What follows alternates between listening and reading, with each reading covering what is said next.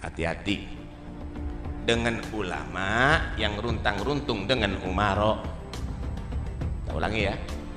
Hati-hati dengan ulama yang runtang-runtung dengan umaro. Itu ciri-cirinya yang harus dihindari. Itu ciri-cirinya yang mitasi.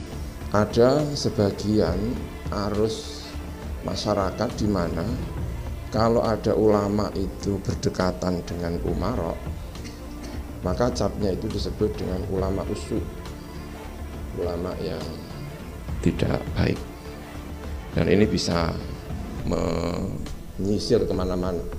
Al-Ghazali menyatakan bahwa ulama dan umara itu tak terpisahkan. Wal mulk wad dinu tau'aman. Pemerintahan, kekuasaan dan agama itu dua saudara kembar.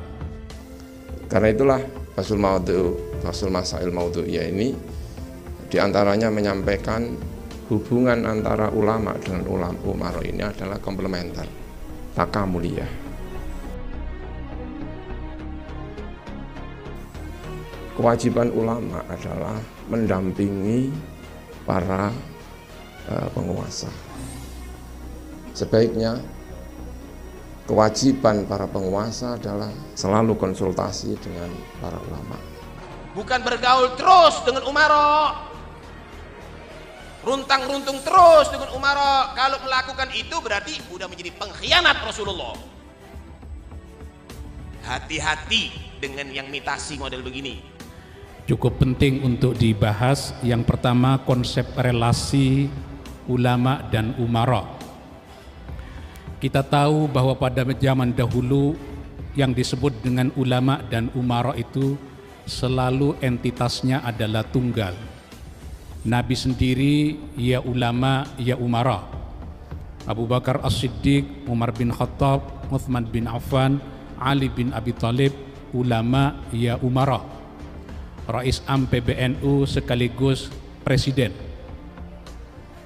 Tapi ketika masuk ke dalam fase setelahnya, kita akan menghadapi kenyataan yang menjadi kepala negara, yang menjadi umara tidak selalu ulama, walaupun tidak jarang ulama juga menjadi umara.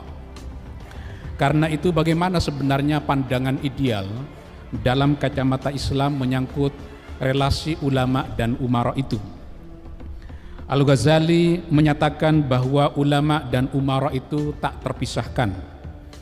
Wal mulk wad dinu tau'aman. Pemerintahan, kekuasaan dan agama itu dua saudara kembar. Fad-dinu aslun was sultanu harisun wa ma la aslalahu famahdumun wa ma la harisalahu fadha'i'un. Tak terpisahkan. Bagaimana sikap ideal umara menghadapi ulama? Yang pertama, musyawaratu ulama iddin li tahqiqil adalah. Untuk menegakkan keadilan, maka umara penting bertanya kepada para ulama. Yang kedua, istifta'uhum fil masail ad-diniyah wal wataniyah. Para pemimpin negara, umara penting meminta fatwa, baik menyangkut masalah keagamaan maupun yang berkaitan dengan soal-soal kebangsaan. Yang ketiga, istiaquhum ila ru'yatil ulama wastima'u nasihim. Para umara itu harus mendengarkan suara dari suara dari ulama. Yang kedua, bagaimana sikap ulama terhadap umara? Yang pertama, an-nassu lahum bi'adabin wa lutfin. Para ulama senantiasa memberikan nasihat kepada para penguasa dengan cara yang lembut. Wujubut tabligh, agar para ulama menyampaikan pesan-pesan moral agama kepada penguasa, kepada umara. Yang ketiga, di dalam membangun relasi dengan umara, seharusnya para ulama hifdzul muru'ah, menjaga dignity, martabat di hadapan para umara. Dawabit relasi ulama dan umara. Yang pertama, dhawabit relasi umara dan ulama dalam hazanah keilmuan Islam dibangun di dalam beberapa kerangka. Yang pertama, al-mu'awana 'alal adli was-shalah. Tolong menolong di dalam merealisasikan keadilan dan kebaikan.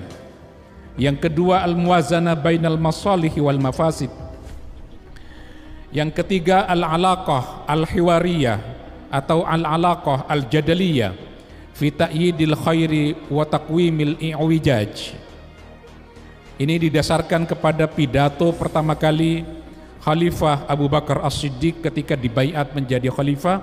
Ayuhan nas, qad ullitu alaikum walastu bi khairikum, fa in ahsantu fa'inuni wa in asa'tu faqawwimuni.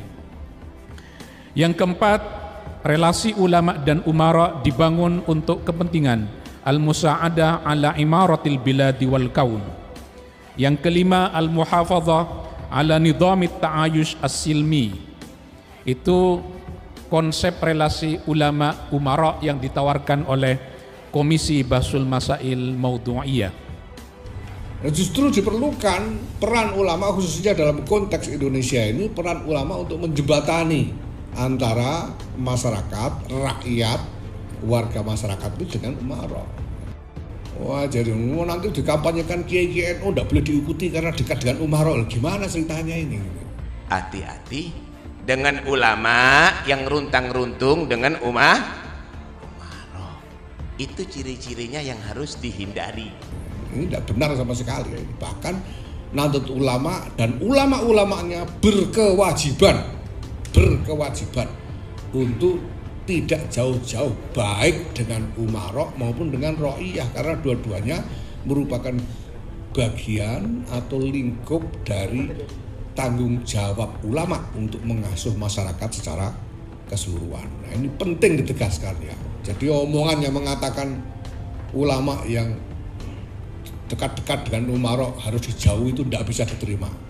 Ya, nanti Bib Ali tolong salam saya kepada Bib Taufik Asikaf ya. Jadi tidak bisa begitu itu. Lah kalau sekarang NU tidak boleh dekat-dekat umara, gimana ini? Ada urusan rakyat yang harus dikomunikasikan dengan pemerintah. Kita tidak boleh dekat-dekat. Kalau dekat-dekat nggak boleh diikuti. Ini gimana ceritanya? Nah kalau kepengen dekat juga yang lain, mari saya antarkan, tidak apa-apa.